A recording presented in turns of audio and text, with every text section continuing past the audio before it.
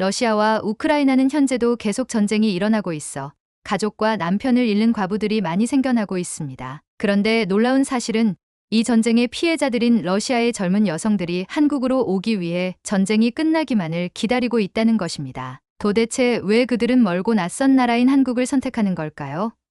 어떤 이유로 그들은 자신들의 조국을 떠나 한국에서의 새로운 삶을 꿈꾸고 있을까요? 구독과 좋아요 이미 눌러주셨으면 바로 이야기를 시작하겠습니다. 그럼 지금부터 전쟁의 상처를 안고 한국으로 온 러시아 여성의 놀라운 이야기를 시작합니다. 안녕하세요, 여러분. 저는 나리나 페트로바입니다. 2023년 6월 러시아 상트페테르부르크의 어두운 아파트를 떠나 한국 서울의 불빛 가득한 거리로 오게 되었습니다. 오늘 저는 여러분께 제 이야기, 그리고 저와 같은 수많은 러시아 여성들의 이야기를 들려드리려 합니다. 모스크바의 마지막 겨울밤 창밖으로 내리는 눈은 마치 제 마음을 대변하듯 차갑고 무거웠습니다. 침대 옆 탁자 위에는 제 남편 미하일의 사진과 그가 우크라이나 전선에서 보낸 마지막 편지가 놓여 있었죠. 사랑하는 나리나, 나는 돌아올 것이다. 우리가 꿈꿔왔던 모든 것들을 이루자. 하지만 그 약속은 지켜지지 않았습니다. 3개월 전 도네츠크 지역에서 미하일이 전사했다는 소식을 접했고 그와 함께 우리의 미래도 차가운 대지 아래 묻혀버렸습니다. 여러분은 혹시 인생에서 완전히 새로운 길을 선택해야 했던 순간이 있으신가요? 모든 것이 무너진 그 순간 문득 제 방벽에 걸려있던 서울의 야경 사진이 눈에 들어왔습니다. 그것은 우리가 결혼 전 언젠가는 함께 가보자고 약속했던 도시였습니다. 한국 드라마 도깨비를 함께 보며 설레던 그 순간들이 떠올랐고 그 밤 저는 결심했습니다. 이곳을 떠나 한국으로 가기로요. 러시아 우크라이나 전쟁이 시작된 이후 우리 러시아의 모든 것은 바뀌었습니다. 한때 활기차고 희망찬 거리는 어두워졌고 사람들의 표정에는 불안과 두려움이 가득했습니다. 저의 직장인 모스크바 대학교 도서관에서도 매일 전쟁 소식이 화제였고 모든 것이 전쟁에 맞춰 재편되고 있었습니다. 매월 물가는 오르고 필요한 물건들은 찾기 어려워졌으며 미래는 점점 더 불투명해졌습니다. 반면 인터넷을 통해 본 한국은 전혀 다른 세상이었습니다. 코로나 팬데믹이 지나가고 다시 활기를 찾은 서울의 거리, 넓고 깨끗한 지하철과 버스, 밤에도 안전하게 걷는 여성들의 모습, 그리고 한강변을 따라 라이딩하는 사람들의 평화로운 풍경. 이 모든 것이 제게는 러시아에서는 이제 상상하기 어려운 꿈 같은 일상으로 다가왔습니다. 우리 러시아에서 한국은 수년 전부터 큰 관심을 받고 있었습니다. 저 역시 대학 시절부터 한국 문화에 관심이 많았고 한국어도 조금씩 배우고 있었습니다. 그러나 그때의 관심은 단순한 취미였을 뿐 제가 실제로 한국에서 살게 될 것이라고는 상상도 못했죠. 제 주변에는 저와 같은 많은 러시아 여성들이 있었습니다. 남편이나 연인, 형제를 전쟁으로 잃고 혼자 남겨진 그들은 모두 불확실한 미래 앞에 두려움을 느끼고 있었죠. 올가, 일이나 카티야. 그들은 모두 제가 한국행을 결심했다고 했을 때 놀라워했지만 이내 부러움의 눈빛을 감추지 못했습니다. 나리나, 내가 용기 있구나. 나도 만약 기회가 있다면 한국에 가고 싶어. 전쟁이 시작된 이후 러시아에서는 약 15만 명의 여성들이 홀로 남겨졌다고 합니다. 남편이나 가족을 잃은 여성들, 그리고 징집을 피해 해외로 떠난 남성들의 연인들까지. 이들 중 많은 이들이 새로운 시작을 찾아 해외로 눈을 돌리기 시작했고, 특히 한국은 그들의 관심 목록 상위에 자리했습니다. 저의 한국행은 그렇게 결정되었습니다. 다행히 저는 대학에서 영문학을 전공했고, 한국어도 기초 수준이지만 공부했기에 어학원에서 러시아어와 영어를 가르치는 자리를 얻을 수 있었습니다. 서울 마포구의 작은 원룸에 짐을 풀면서 저는 제 인생의 새로운 장이 시작됨을 느꼈습니다. 창밖으로 보이는 서울의 밤하늘은 모스크바의 그것보다 훨씬 밝고 희망찬 것 같았습니다. 그리고 그날 밤 오랜만에 편안한 잠을 잘 수 있었습니다. 공습 경보나 폭발음에 대한 두려움 없이 미래에 대한 희망을 품고 말이죠. 수많은 러시아 여성들이 한국에서 새로운 삶을 꿈꾸고 있으며 실제로 그 꿈을 이루기 위해 노력하고 있습니다. 여러분은 어쩌면 한국의 발전된 모습, 안전한 사회, 그리고 수준 높은 문화에 익숙해져 있을지도 모릅니다. 하지만 저와 같은 외국인의 눈에 비친 한국은 어떤 모습일까요? 왜 우리 러시아 여성들은 한국을 새로운 희망의 땅으로 바라보게 되었을까요? 그리고 한국 사회는 우리에게 어떤 기회와 가능성을 제공하고 있을까요? 러시아와 한국 두 나라의 일상은 마치 밤과 낮처럼 대비됩니다. 2022년 2월 러시아의 우크라이나 침공이 시작된 이후 러시아 사회는 급격하게 변했습니다. 처음에는 특별 군사 작전이라 불리며 금방 끝날 것처럼 이야기되던 전쟁은 수개월 그리고 수년을 넘어 계속되었고 그 대가는 고스란히 러시아 국민들의 몫이 되었죠. 경제 제재로 인해 외국 기업들이 하나둘 러시아를 떠나기 시작했고 일상적으로 사용하던 제품들이 시장에서 사라졌습니다.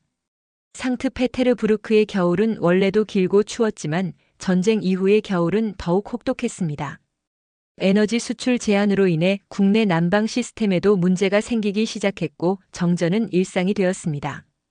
가끔씩 제 아파트에서는 난방이 갑자기 중단되어 영하 20도의 날씨에 담요를 몇 겹이나 덮고 잠들어야 했습니다. 이게 21세기 러시아의 모습인가?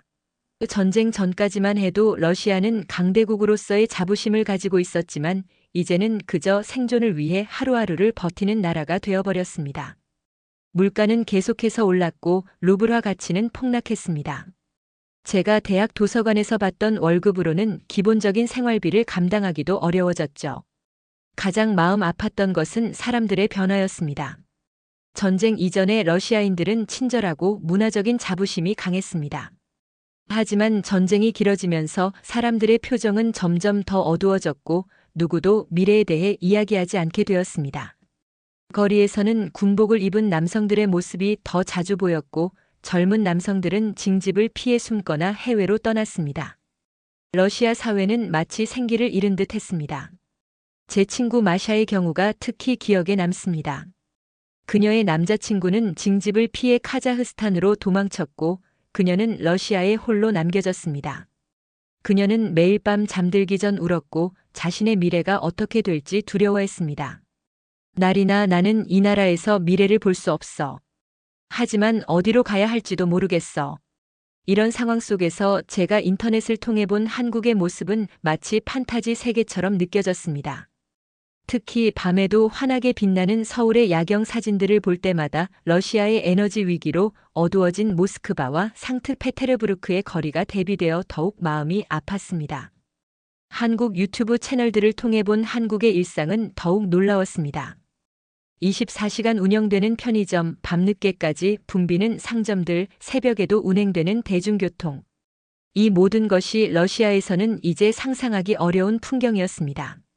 특히 한 유튜버가 서울의 지하철 시스템을 소개하는 영상은 저에게 큰 충격을 주었습니다. 정확한 시간에 도착하는 열차, 깨끗한 역사, 무료 와이파이가 제공되는 환경. 반면 모스크바의 지하철은 노후화되고 종종 지연되며 와이파이 같은 서비스는 기대할 수도 없었죠. 러시아에서 유행하는 한국 드라마들도 한국 사회에 대한 저의 동경을 키웠습니다. 이태원 클라스, 스타트업, 사랑의 불시착 같은 드라마에서 그려지는 한국의 현대적인 도시 풍경, 첨단 기술이 일상화된 모습, 그리고 각자의 꿈을 향해 열심히 노력하는 젊은이들의 모습은 저에게 큰 영감을 주었습니다. 물론 드라마는 현실을 미화했을 수도 있지만 그럼에도 드라마 속 세계는 전쟁의 암울함이 지배하는 러시아보다 훨씬 희망적으로 보였습니다. 한국의 인터넷 속도도 저에게는 놀라운 점이었습니다. 러시아의 인터넷은 전쟁 후 검열이 강화되고 속도도 느려졌지만 한국은 세계 최고 수준의 인터넷 속도를 자랑했습니다. 이런 정보 접근성의 차이는 곧 사회의 개방성과 발전 가능성의 차이를 의미했습니다. 정보가 자유롭게 흐르는 사회는 그만큼 발전 가능성이 높고 구성원들의 기회도 많을 것이라 생각했습니다. 한국에 도착한 첫 주 저는 정말 문화 충격을 받았습니다. 처음으로 한국의 대형마트를 방문했을 때 그 풍요로움에 압도되었습니다. 러시아에서는 이미 구하기 어려워진 수입식품들, 다양한 브랜드의 제품들, 그리고 무엇보다 식료품 가격이 안정적이라는 사실이 놀라웠습니다. 러시아에서는 매주 장을 볼 때마다 물가가 올라 있었지만 한국에서는 가격 변동이 크지 않았습니다. 서울 시내를 처음 걸었을 때의 느낌도 잊을 수 없습니다. 깨끗한 거리, 효율적인 쓰레기 분리수거 시스템, 그리고 무엇보다 사람들의 활기찬 모습에 감동받았습니다. 러시아에서는 이미 사람들의 표정에서 활기를 찾아보기 어려웠는데 서울의 거리는 마치 전쟁이라는 개념 자체가 존재하지 않는 다른 세계 같았습니다. 한국의 편의점 문화도 저에게는 새로운 경험이었습니다. 24시간 운영되는 편의점에서 따뜻한 음식을 구매하고 작은 공간에서도 필요한 거의 모든 것을 살 수 있다는 사실이 놀라웠습니다. 특히 공공장소 곳곳에 설치된 무료 와이파이, 휴대폰 충전 서비스 등은 시민의 편의를 최우선으로 생각하는 한국 사회의 모습을 보여주었습니다. 지하철을 타고 이동할 때마다 저는 한국의 공공인프라에 감탄했습니다. 정확한 시간에 도착하는 열차, 깨끗한 역사, 그리고 무엇보다 안전하다는 느낌. 밤 늦게 혼자 지하철을 타고 귀가할 때도 두려움 없이 이동할 수 있다는 것은 여성으로서 정말 큰 장점이었습니다. 러시아에서는 밤에 혼자 다니는 것이 위험하다고 여겨졌지만 한국에서는 밤 늦게도 여성들이 안전하게 귀가하는 모습을 쉽게 볼 수 있었습니다. 제 친구 이리나에게 한국에서의 첫 인상을 메시지로 보냈을 때 그녀의 답장이 아직도 기억납니다. 나리나, 내가 그곳에서 행복해 보여 정말 기뻐. 나도 언젠가 그곳에 갈 수 있을까? 그녀의 메시지에는 부러움과 함께 러시아의 현실에 대한 체념이 담겨 있었습니다. 그리고 저는 더 많은 제 친구들이, 더 많은 러시아 여성들이 한국에서 새로운 희망을 찾을 수 있기를 바랐습니다. 한국에 온 지 몇 주가 지나자 저는 점점 러시아에서 느꼈던 불안감에서 벗어나기 시작했습니다. 더 이상 밤에 공습 경보 소리에 놀라 깨는 일도, 물가 상승으로 식료품 구입을 줄여야 하는 걱정도, 언제 전기가 끊길지 모른다는 두려움도 없었습니다. 대신 저는 한국어 공부에 집중하고 새로운 직장에 적응하며 차근차근 새 삶을 설계해 나가기 시작했습니다. 러시아의 어둠을 뒤로하고 한국의 빛 속으로 들어선 저에게 이 나라는 기회와 희망의 땅이었습니다. 그리고 저는 이제 그 빛 속에서 미래를 꿈꿀 용기를 다시 찾았습니다. 전쟁의 그림자가 드리워진 조국을 떠나 평화와 번영이 공존하는 한국에서 저는 제 인생의 새로운 장을 시작할 준비가 되어 있었습니다. 한국이 이렇게 발전할 수 있었던 것은 결코 우연이 아니라고 생각합니다. 전쟁의 폐허에서 일어나 세계적인 경제 강국으로 성장한 한국의 역사는 러시아 여성인 저에게 큰 희망이 되었습니다. 전쟁으로 상처받은 나라에서 온 저에게 한국은 상처를 극복하고 재건할 수 있다는 살아있는 증거였습니다. 그리고 이제 저는 그 역사의 일부가 되어 한국에서 제 인생의 새로운 역사를 쓰고 있습니다. 여성의 안전은 모든 사회의 가장 기본적인 척도라고 생각하기 때문입니다. 러시아에서 여성으로 살아간다는 것은 항상 경계를 늦추지 않는 삶을 의미합니다. 특히 전쟁 이후 상황은 더욱 악화되었습니다. 젊은 남성들이 전쟁터로 떠나거나 징집을 피해 해외로 도피하면서 거리에는 전쟁으로 인한 정신적 트라우마를 안고 돌아온 군인들이나 소외된 계층의 남성들이 많아졌습니다. 이는 곧 여성에 대한 범죄 증가로 이어졌습니다. 제 친구 카티아는 2022년 겨울 저녁 7시경 집으로 귀가하던 중 낯선 남성에게 공격을 당했습니다. 다행히 근처에 있던 행인의 도움으로 큰 피해는 없었지만 그 이후 그녀는 해가 지면 절대 혼자 밖에 나가지 않았습니다. 이런 일은 카티아에게만 일어난 것이 아닙니다. 제 주변의 많은 여성들이 비슷한 경험을 했고 우리 모두는 밤에 혼자 걷는 것을 두려워했습니다. 러시아의 공식 통계에 따르면 전쟁 이후 가정폭력 사건이 30% 이상 증가했다고 합니다. 하지만 실제 수치는 이보다 훨씬 더 높을 것입니다. 많은 피해자들이 신고를 꺼리기 때문입니다. 더 충격적인 것은 2017년 러시아에서 가정폭력이 일부 비범죄화되었다는 사실입니다. 처음 발생한 경미한 폭력은 행정 위반으로 간주되어 벌금형에 그치는 경우가 많아졌습니다. 이는 여성들에게 내 문제는 중요하지 않다는 메시지를 보내는 것과 같았습니다. 모스크바에서는 여성들이 서로를 보호하기 위한 비공식 네트워크를 만들어 운영했습니다. 우리는 SNS 그룹을 통해 안전한 귀가 경로를 공유하고 때로는 서로 동행해주기도 했습니다. 버스나 지하철에서 수상한 남성을 발견하면 다른 여성들에게 조용히 경고하기도 했죠. 이런 자구책이 필요할 정도로 여성의 안전은 보장되지 않았습니다. 한국에 도착한 첫날, 저는 이런 습관을 버리지 못했습니다. 숙소로 가는 길에 계속 주변을 경계하며 걸었고 어두운 골목길은 피해 돌아갔습니다. 하지만 곧 이런 행동이 한국에서는 크게 필요하지 않다는 것을 깨달았습니다. 서울의 거리는 밤에도 밝았고 CCTV가 곳곳에 설치되어 있었으며 무엇보다 사람들이 자연스럽게 늦은 시간까지 거리를 활보하고 있었습니다. 가장 놀라웠던 것은 밤 11시가 넘어도 공원에서 조깅을 하는 여성들의 모습이었습니다. 러시아에서는 상상할 수 없는 광경이었습니다. 한 번은 용기를 내어 밤 10시에 한강공원을 걸어봤는데 그곳에는 여전히 많은 사람들이 있었고 여성들이 혼자서 또는 친구들과 함께 여유롭게 산책하고 있었습니다. 그 순간 느낀 안도감은 말로 표현하기 어렵습니다. 마치 오랜 시간 무거운 갑옷을 벗어던진 것 같은 해방감이었습니다. 한국의 치안 상태는 전 세계적으로도 매우 높은 수준입니다. 가장 중요한 변화는 한국어 학습에 대한 열풍이었습니다. 많은 러시아 젊은이들, 특히 여성들이 한국어를 배우기 시작했습니다. 대학의 한국어 강좌는 늘 수강 신청이 조기에 마감되었고 사설 어학원의 한국어 반도 빠르게 자리가 찼습니다. 저도 대학에서 부전공으로 한국어를 선택했고 독학으로도 꾸준히 공부했습니다. 한국어를 배우는 이유는 다양했습니다. 한국 드라마나 노래를 자막 없이 이해하고 싶은 마음도 있었고 한국 회사에 취업하거나 한국에서 유학하고 싶은 실용적인 목표도 있었습니다. 그리고 많은 여성들에게는 언젠가 한국으로 이주해 새 삶을 시작하고 싶다는 꿈이 있었습니다. 러시아에서 전 러시아 대학생 한국어 올림피아드와 같은 한국어 경연 대회가 열리곤 했는데 이런 행사에는 항상 많은 참가자들이 몰렸습니다. 참가자들은 한국의 역사, 문화, 사회에 대한 깊은 지식을 보여주었고 한국어로 유창하게 발표하는 모습이 인상적이었습니다. 이런 한류의 영향으로 러시아 여성들은 한국에 대해 안전하고 발전된 기회의 나라라는 긍정적인 이미지를 형성하게 되었습니다. 특히 전쟁 이후 불안정해진 러시아의 상황과 비교하면서 한국은 더 나은 삶의 상징처럼 여겨졌습니다. 한국에 온 후 몇 달 동안 저는 서울의 곳곳을 드라마 속 장면들과 비교하며 돌아다녔습니다. 이태원 클라스의 단밤 포차가 있던 곳, 도깨비의 주인공이 걸었던 거리, 별에서 온 그대의 치맥 장면이 촬영된 식당. 이런 장소들을 방문하는 것은 마치 오랫동안 꿈꿔왔던 세계에 실제로 발을 들이는 것 같은 느낌이었습니다.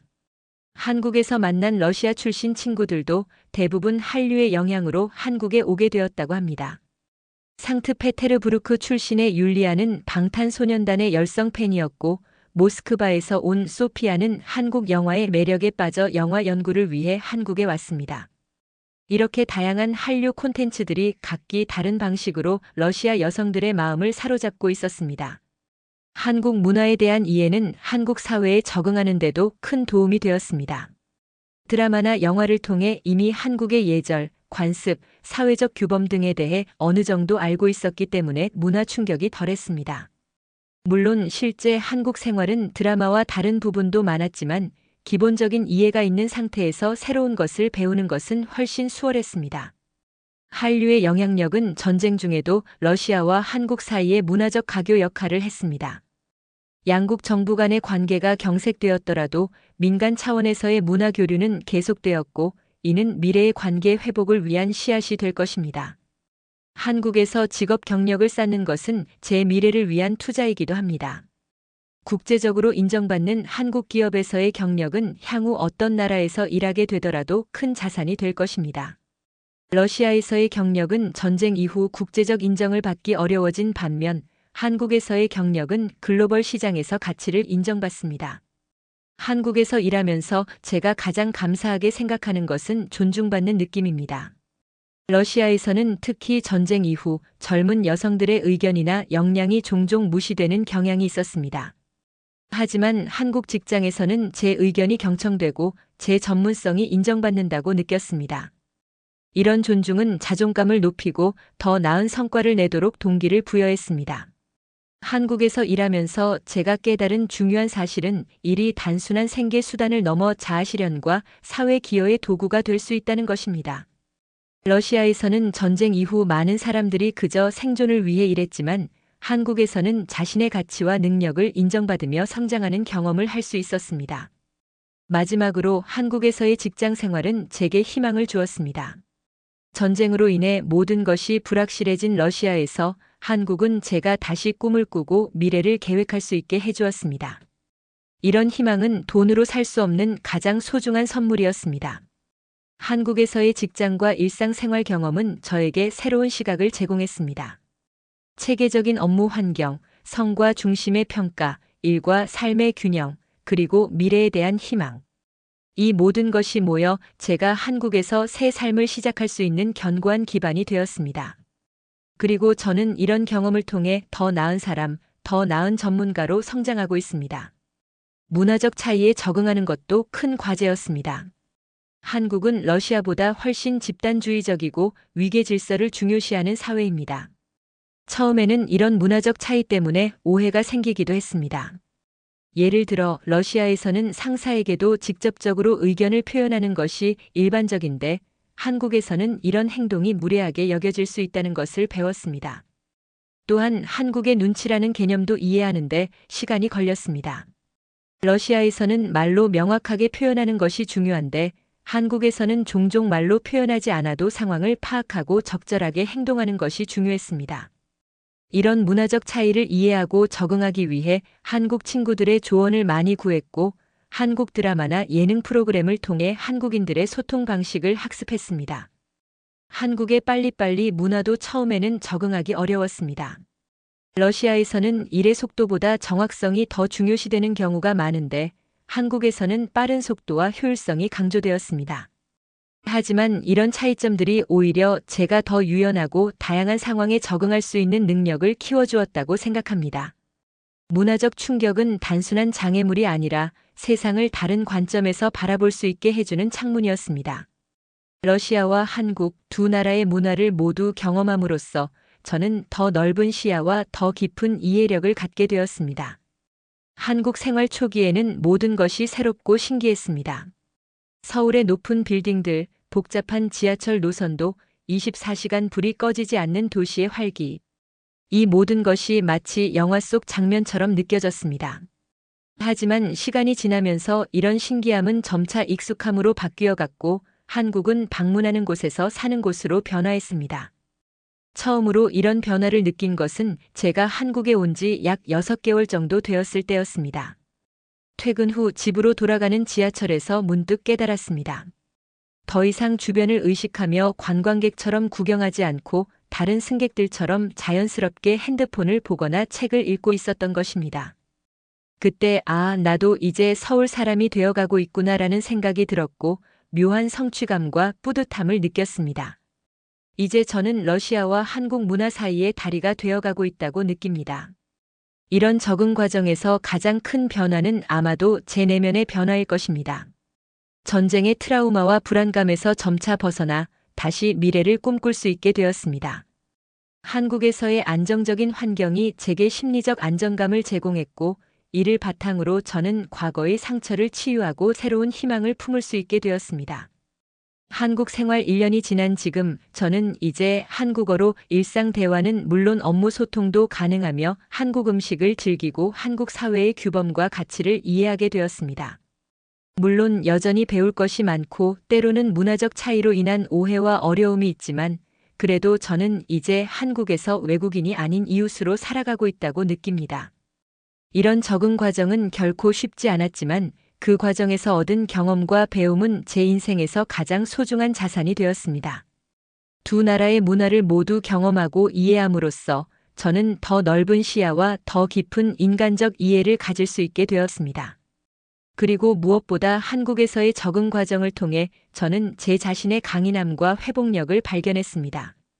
전쟁으로 모든 것을 잃은 듯 했지만 다른 나라에서 새 삶을 시작할 수 있는 용기와 능력이 제 안에 있었다는 것을 깨달았습니다. 이런 자신감은 앞으로 어떤 어려움이 닥쳐도 저를 지탱해 줄 것입니다. 적응의 여정은 아직 진행 중입니다. 여전히 배울 것이 많고 도전할 과제도 많습니다. 하지만 이제 저는 두려움 없이 그 여정을 즐기고 있습니다. 한국에서의 매일매일이 새로운 배움과 성장의 기회이며 저는 그 모든 순간을 소중히 여기고 있습니다. 어쩌면 완전한 적응이란 없을지도 모릅니다. 저는 항상 러시아인으로서의 정체성과 한국에서 살아가는 현실 사이에서 균형을 찾아갈 것입니다. 하지만 그것이 바로 이주민으로서의 아름다움이 아닐까요? 두 세계 사이에서 두 문화의 장점을 모두 품고 살아가는 특별한 관점을 가질 수 있는 것이 바로 우리의 특권이라고 생각합니다. 여러분, 나리나의 이야기 어떠셨나요?